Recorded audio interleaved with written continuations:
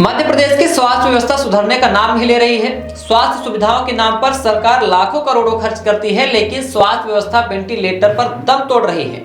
मध्य प्रदेश की नई मोहन सरकार को 1 वर्ष पूरे हो गए, लेकिन मोहन सरकार के स्वास्थ्य मंत्री डिप्टी सीएम राजेंद्र शुक्ल स्वास्थ्य व्यवस्था को पटरी पर ला पाने में असफल दिख रहे हैं। कोई खास व्यवस्था स्वास्थ्य विभाग में नहीं दिखती, ऐसा हम नहीं कह रहे हैं, बल्कि स्वास्थ्य व्यवस्था में सरकारी अस्पतालों से आने वाली तस्वीरें इसका खुद जवाब देती है। सरकारी अस्पतालों का हाल यह है कि यहाँ उपचार तक नहीं मिलता, मरीज बिना उपचार के दम तोड़ देता है। यदि प्राइवेट क्लिनिक या नर्सिंग होम में जाते हैं तो जीवन का तो पता नहीं, लेकिन धन दौलत से भी हाथ धोना पड़ता है। सरकारी अस्पतालों में स्वास्थ्य सुविधा की बात की जाए तो स्वास्थ्य मंत्री राजेंद्र शुक्ल के गृह क्षेत्र में ही रीवा संभाग में ही तरह तरह की घटनाएं सामने आती हैं। चाहे वह विगत दिनों सीधी में नवजात शिशु की लापरवाही से मौत हो।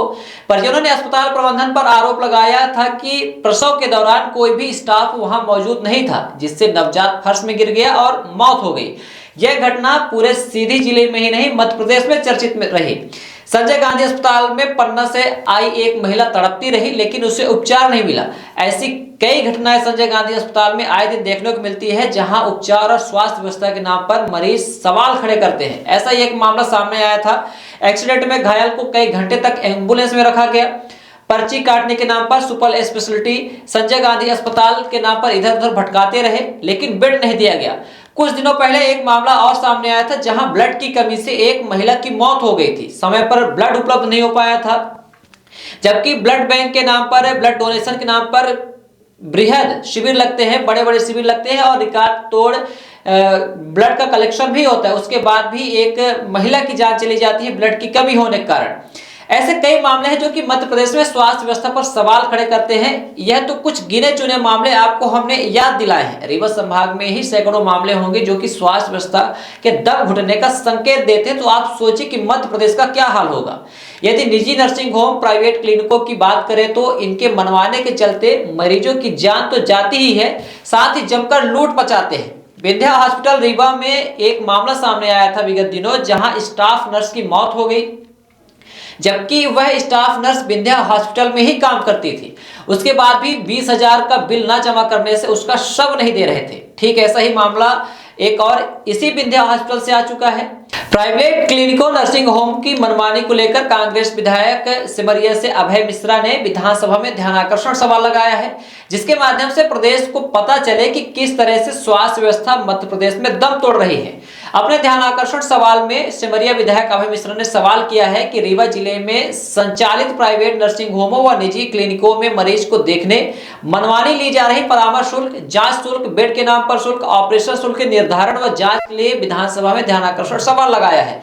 साथ ही परामर्श के बाद विभिन्न तहत की जांच व ऑपरेशन बाबत सरकार द्वारा क्या दर निर्धारित कर संबंधितों को निर्देश जारी करेंगे, जिसका पालन कर मरीजों का समुचित उपचार हो सके और उस जांच ऑपरेशन के नाम पर मनमानी राशि वसूली करने पर रोक लगाकर दर निर्धारित किया जाए, जो जनहित व गरीबों के हित में है। आए दिन देखा जा रहा है कि नर्सिंग होम में मरीजों के परिजनों के पास पैसा न होने पर मरीजों की मृत्यु होने के उसके बाद भी उनके सबको तब तक मरीजों को परिजनों को नहीं सौंपा जाता जब तक कि जबरन राशि की वसूली नहीं की जाती है। इसलिए ली गई राशि की रसीद भी नर्सिंग होमों द्वारा दिए जाने के स्पष्ट निर्देश दिए जाने चाहिए, जिससे मरीजों के परिजनों से मनमाने राशि वसूली पर रोक लगाई जा सके। अपने ध्यानाकर्षण सवाल में कांग्रेस सिमरिया विधायक अभय मिश्रा ने आगे लिखा है कि प्राइवेट क्लिनिकों व नर्सिंग होमों व मरीजों के परामर्श हेतु ली जा रही राशि की रसीद व शासन को टैक्स व जीएसटी देने बाबत स्पष्ट निर्देश के तहत शासन द्वारा जारी किए इसका सत्यापन व जांच कर किन सक्षम अधिकारियों के द्वारा इसके ऊपर कार्रवाई प्रस्तावित की गई। शासन द्वारा निर्धारित मापदंडों का पालन कर प्राइवेट नर्सिंग होम क्लिनिकों पर कार्रवाई न किए जाने, मनमानी फीस, परामर्श, ऑपरेशन, उपचार हेतु जांच के नाम पर नर्सिंग होम में राशि वसूली, रसीद न देने, इनकम टैक्स और जीएसटी की चोरी पर कार्रवाई न होने से क्षेत्र में भारी रोष और आक्रोश व्याप्त है, जिससे शासन एवं प्रशासन की छवि धूमिल हो रही है। सिमरिया विधायक अभय मिश्रा अक्सर विधानसभा में जनता से जुड़े उनके हित में सवाल उठाते रहते हैं। किस तरह से सरकार भ्रष्टाचार कर रही है, किस तरह से सरकार की मनमानी के चलते स्वास्थ्य व्यवस्था आज पटरी से उतर चुकी है। इसी तरह से प्राइवेट नर्सिंग होम क्लिनिकों की मनमानी के चलते और उसको लेकर मध्य प्रदेश विधानसभा में सत्र के दौरान ध्यानाकर्षण सवाल अभय मिश्रा ने लगाया है। देखना दिलचस्प होगा कि डिप्टी सीएम राजेंद्र शुक्ल ध्यानाकर्षण सवाल से कैसे बचते हैं, क्योंकि मध्य प्रदेश की स्वास्थ्य व्यवस्था का जिम्मा मध्य प्रदेश के डिप्टी सीएम राजेंद्र शुक्ल के ऊपर है। जब से स्वास्थ्य मंत्री का पद संभाला है, कोई खास व्यवस्था स्वास्थ्य विभाग में देखने को नहीं मिल रही है। देखना दिलचस्प होगा कि ध्यानाकर्षण सवाल का किस तरह से जवाब दिया जाता है। तमाम छोटी और बड़ी खबरों को देखने के लिए बने रहिए विराट 24 न्यूज के साथ। सर्व सुविधायुक्त नेशनल हॉस्पिटल समान तिराहा रीवा में अब कैंसर का सफल उपचार और ऑपरेशन की सुविधा उपलब्ध है। हमारे यहाँ मिल रहा है आयुष्मान भारत निरामय योजना का लाभ।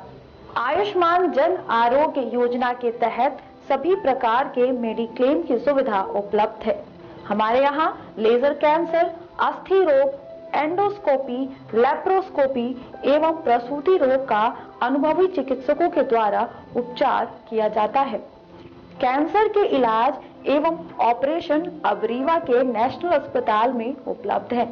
नेशनल हॉस्पिटल के संचालक डॉक्टर अखिलेश पटेल के द्वारा उपलब्ध करवाई जा रही हैं सभी सुविधाएं। आयुष्मान से संबंधित किसी भी प्रकार की जानकारी के लिए संपर्क करें मोबाइल नंबर 9691288560 पर या फिर संपर्क करें 7566831551 पर। हमारा पता है नेशनल हॉस्पिटल समान तिराहा रीवा। संपर्क करें 07662359974 पर या फिर संपर्क करें 8602885990 पर।